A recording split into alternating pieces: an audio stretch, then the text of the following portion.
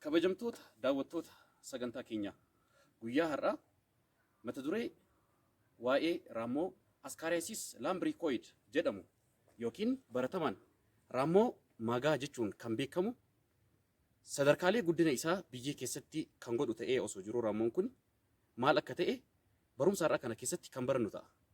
Askaariyaasiis laambriikooid yookiin raammoon maagaa maaliin? Dhibeen askaariyaasiis jedhamu isa baratamaan raammoo maagaa jennuun raammoo mar'imaan ilmaan namaa kan ta'ee fi innis hedduminaan kan mul'atudha. Raammoon kunis afaan meedikaalaatiin askaariyaasiis laambriikooid jedhamuun beekama. Raammoon kun sadarkaa guddina isaa garaagaraa kan qabuu fi sadarkaalee kana keessaa sadarkaan laarvaa jedhamu mar'imaan ilmaan namaa keessatti yeroo argamu dhukkubbii mar'imaaniitiif kan nama saaxilu ta'a.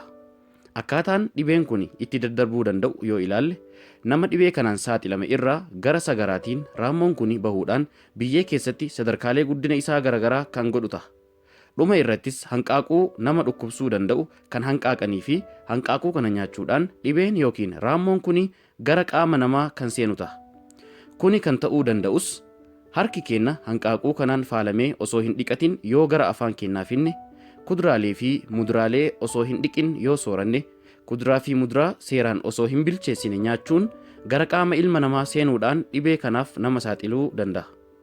Namootni dhibee kanaaf irra caalaa saaxilamoo ta'an namoota hanqina qulqullummaa dhuunfaa fi naannootiin wal qabate qaban, namoota mana fincaanitti hin fayyadamne, namoota nyaata isaanii seeraan hin bilcheeffannee fi naannoo qulqullummaa hin qabne namootni jiraatan hedduu saaxilamoodha.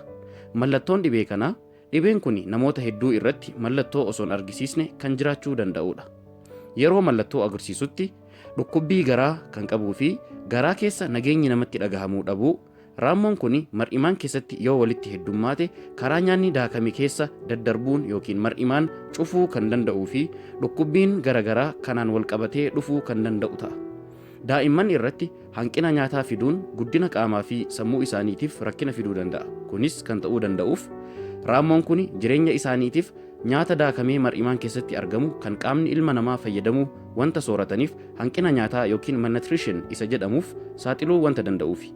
Laarvaan raammoo kanaa mar'imaan keessaa bahuun gara qaamota biraa deemuun mallattoo akka qufaa fi kan biroos mul'isuu danda'a. Raammoon kun gara afaanii fi funyaaniitiinis bahee mul'atuu danda'a.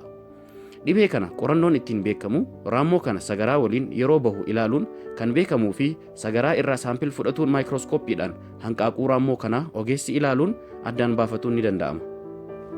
Akkaataan dhibee kana itti ofirraa ittisnu harka keenya biyyee faalame waliin tuttuqqii dhiisuu, kuduraa fi muduraa dhiquudhaan fayyadamuu, kuduraa fi muduraa adda addaa seeraan bilcheessuun itti fayyadamuu, harka keenya saamunaadhaan dhiqachuun nyaata sooratuu fi bilcheessuudhaan. Ijoollee xixiqqoos harka dhiqachuu barsiisuun ammas balfa yookiin haftee kuduraa fi muduraa garaagaraa seeraan gatuudhaan ofirraa ittisuun ni danda'ama.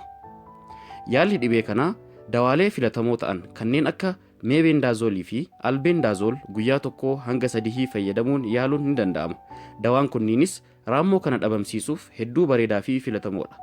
Heddumina yookiin baay'ina raammoo irraa yoo mar'imaan cufame yaala baqaqsaa yookiin sarjariidhaan raammoo kanniin baasuun yaaluunis ni danda'ama.